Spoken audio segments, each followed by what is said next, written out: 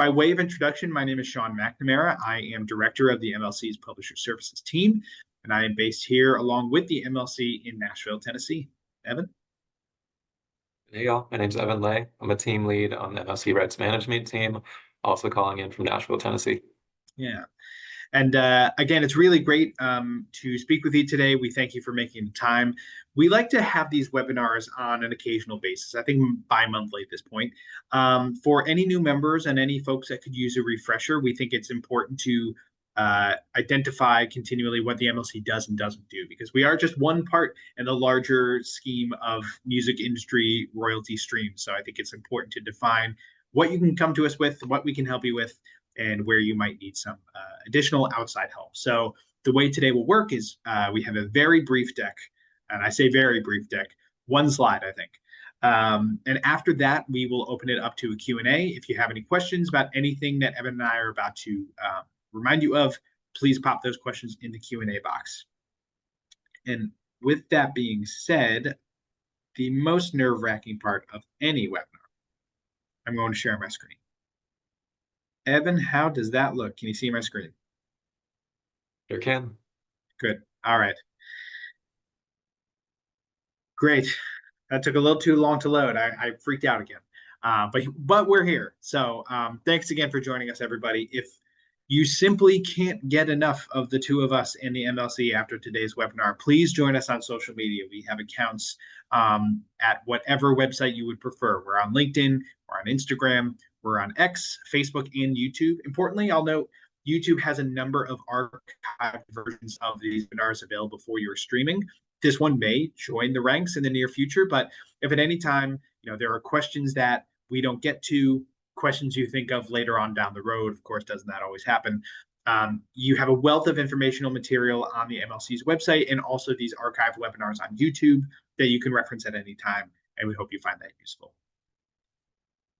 Okay, so the MLC, what do we do? What do we not do?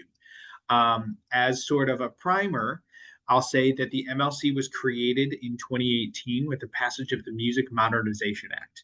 And what we do largely is administer what we call the blanket license, which we'll get into in a second. We've essentially been operating under that blanket license since January 1st, 2021 and forward.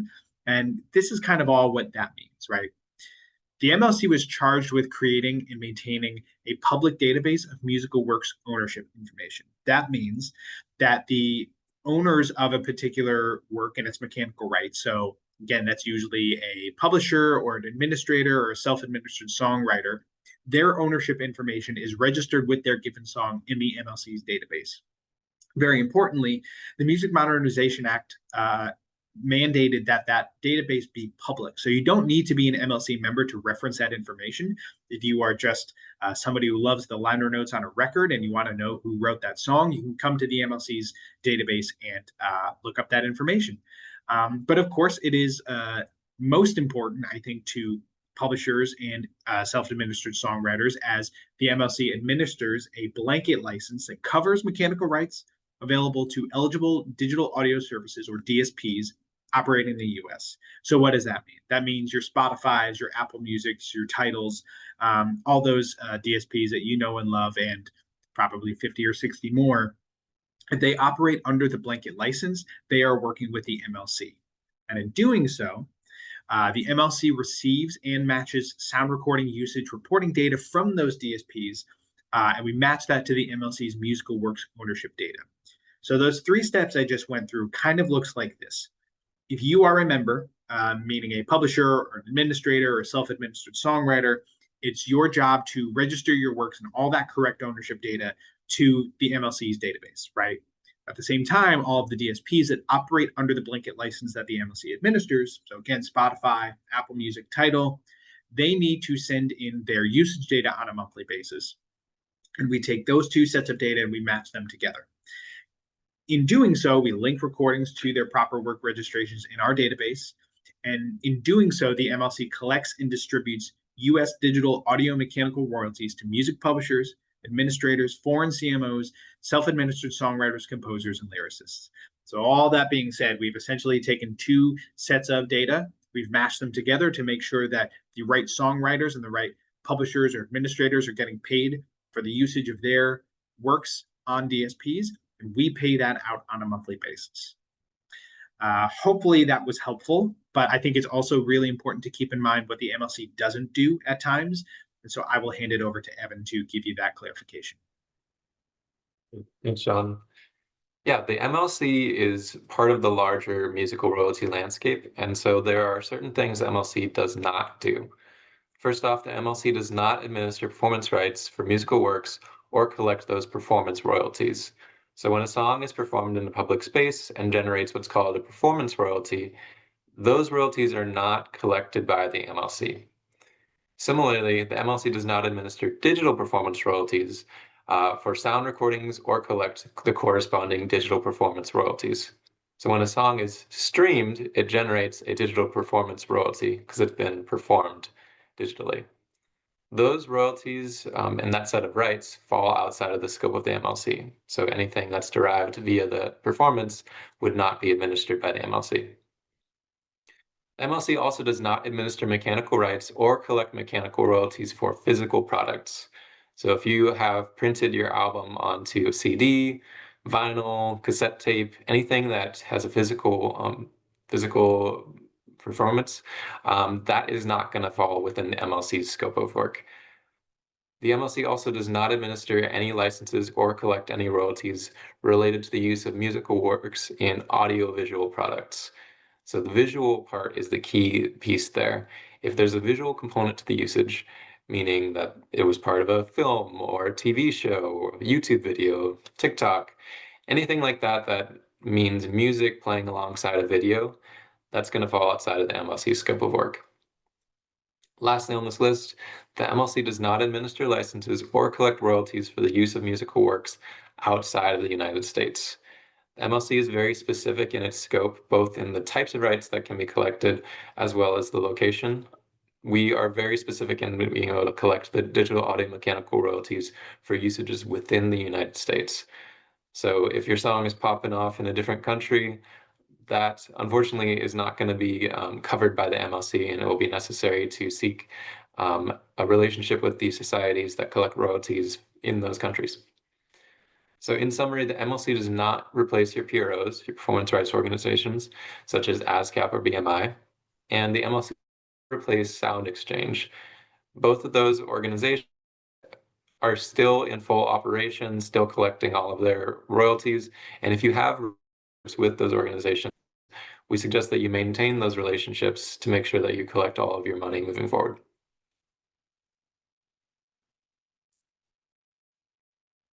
Couldn't find the unmute button. Thanks, Evan. That was really great. Again, hopefully everybody found that helpful. But if you do want to learn more, and I imagine that you do, you can visit our official website, or excuse me, official podcast. That's relatively new, Taking Care of Your Music Business. Follow this QR code. It's a really great listen. It offers a lot of tips and insights and really great interviews with experts that will help you glean more insight into how to best administer your catalog and making sure you're playing your part at the MLC. We have a really robust suite of resources pages on our website, even broken down by the category of user you are. If you are a lawyer, if you are a student, if you're a songwriter, if you need any of these documents in foreign languages, you can find that on our website as well. And we are here to help. We are open from 8 a.m. to 6 p.m. Central Time, and our support team is available by phone, contact us form, and chat bubble. I can attest, if you are reaching out to the MLC, you are talking to a real person. So reach out at any time within business hours, of course. You can also scan that QR code as well to send in an inquiry to our team, and we will be happy to help you from there. And again, all of this and more is available at the MLC.com. We have a lot of really helpful documentation, graphics, educational tools, you name it, we've got it. Come visit us at the MLC.com. Okay, fantastic. So just again, a few pointers before we get into our Q&A, and we do have a few questions in the Q&A box.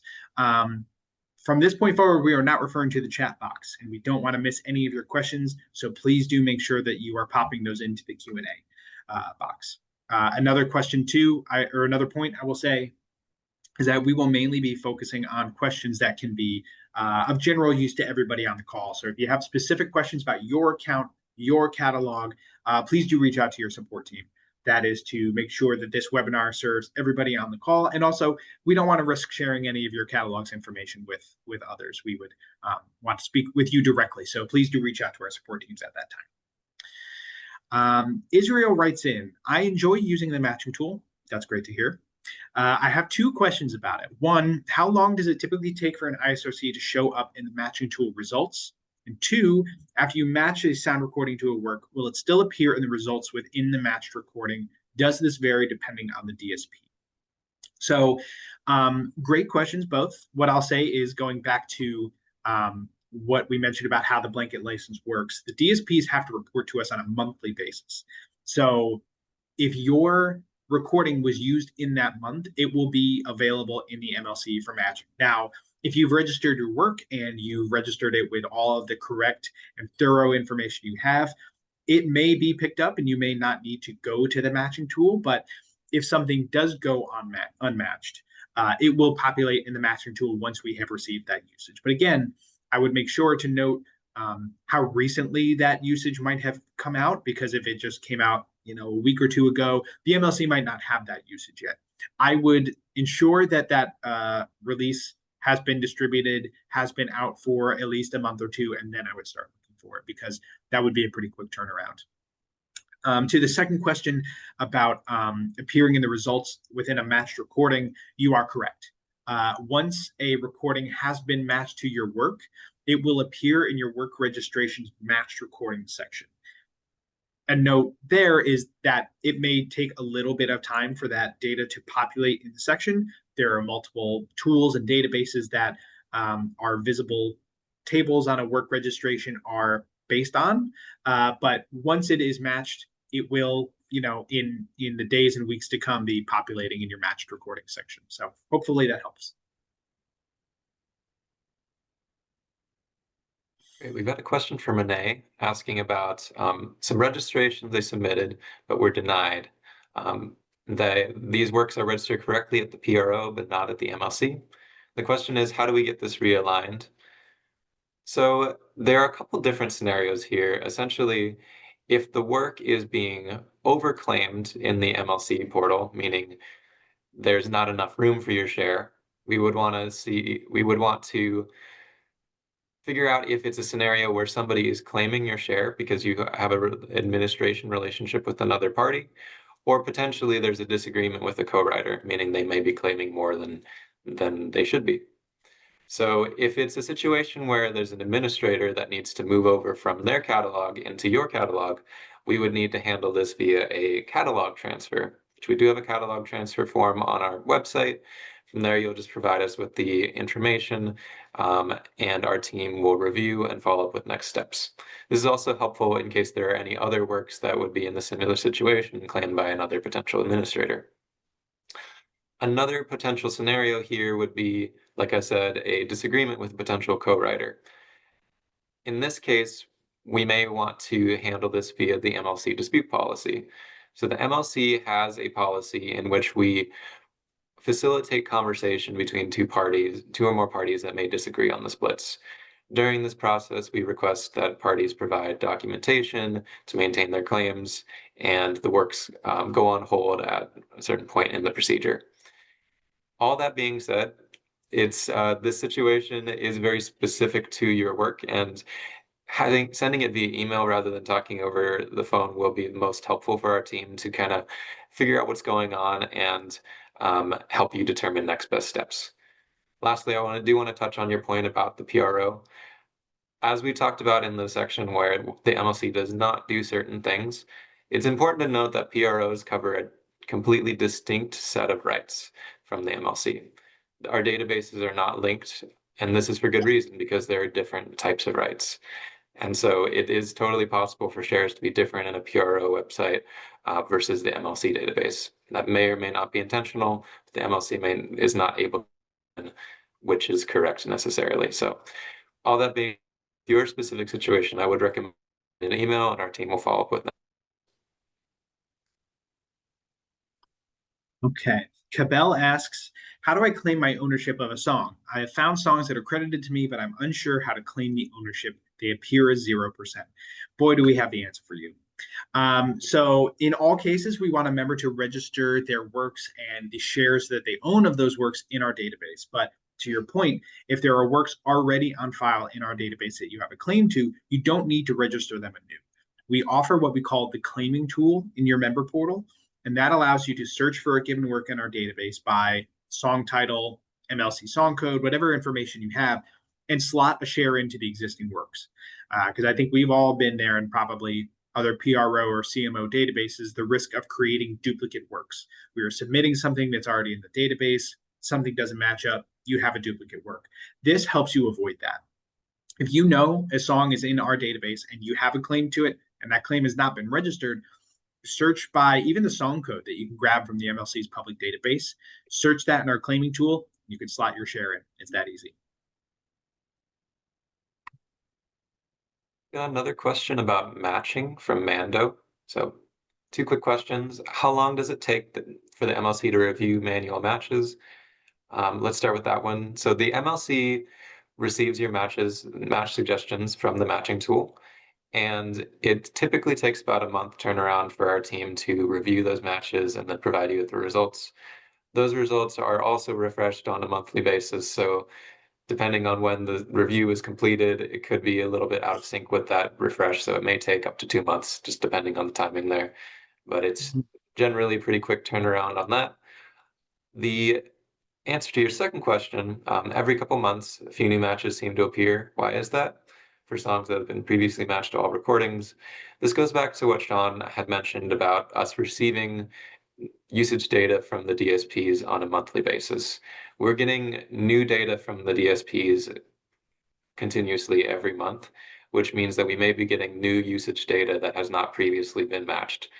It's important to note here that recordings are matched not just on an individual recording level, but they're also matched on an individual streaming service from streaming service level. So it's totally possible that the same exact recording, same ISRC, same everything, could be matched on Apple, but not on Spotify, for example. There's a lot of different reasons for that. Could be the metadata that was provided to us was a little bit different. Could be the way that the song was registered and it doesn't quite line up. It's hard to say because there's a lot of different reasons why it might not be matched, but that continued receiving of new usage data explains why you may be seeing new usage data popping up in that matching tool every month. Okay.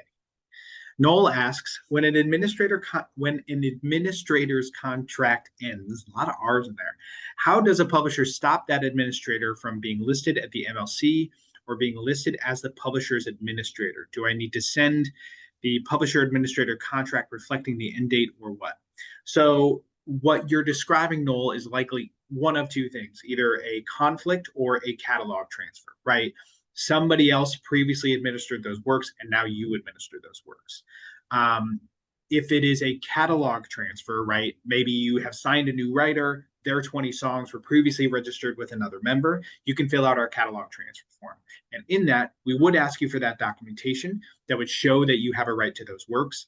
And once we have all of your documentation and information, we'll reach out to the existing claimants, ask them to relinquish, and then they'll be updated to your member account. Sort of the same thing goes for conflicts. That would be more if you find a work truly just in the database claimed by somebody else that has a previous claim and you need to get them off. You can start a conflict with the MLC's publisher services team by doing a version of the same thing. You would be reaching out to our team with documentation that proves that you have a claim to the work. We'll reach out to the work's existing claimants and ask them to relinquish. Very importantly, I might add, we do give the existing claimant a period of time to relinquish those claims proactively, right? But in both cases, we also do set a deadline because we don't want somebody squatting on a work or a catalog that is no longer theirs. So in these instances, we will provide them the documentation you provided us because we keep all transparency between members. We will ask them to substantiate or relinquish, and they will have a 30-day deadline by which to do so. And if we don't get a response, or if they cannot back up their claims any further, regardless, those works will be updated to you or whomever the new administrator is. We get a question from Rima asking about one of their songs that they represent that did appear in the public works search at one point, but no longer shows up. Saying that the royalties of this work are still being received and asking why a work might disappear from the public database, even though it's still matched and monetized. So the most likely answer here, I can't, without speaking to this specific scenario, a very likely answer is that there may have been a duplicate registration that was merged. The MLC does proactively search through the database for registrations that appear to be duplicates, and we'll review them, and if we determine that they are duplicates and should be a single registration, we'll go ahead and merge them. If that was the case here, once the payment periods for this duplicate pass, you're going to probably start seeing a new code for that song. Going back to what we've talked about in the past, if with this particular situation, the best route will be to reach out to our support team with your particular registration. We can look into exactly what happened. But I will just let you know that the most common scenario for something like that would be a merge of a duplicate and the MLC's proactive review of the database to clean up our duplicate registrations.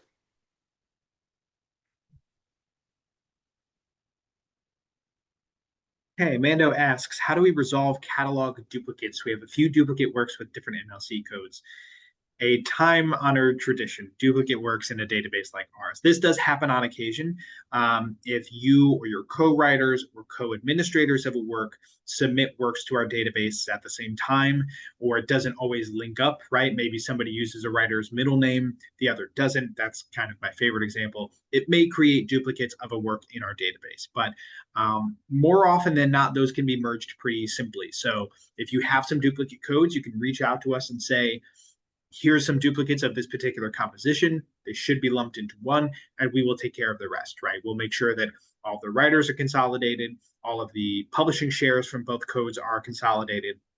And on a go forward basis, we have one code for that composition's use going forward. Now, on occasion, there will be a conflict as well. So maybe multiple people registered their share, and in trying to merge them, it goes over 100%. In that case, we will shift to our conflicts procedure.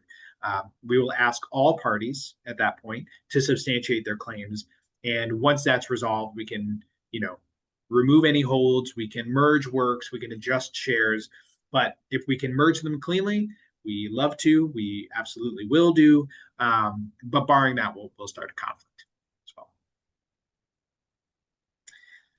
All right, that is the last question we had in our Q&A box.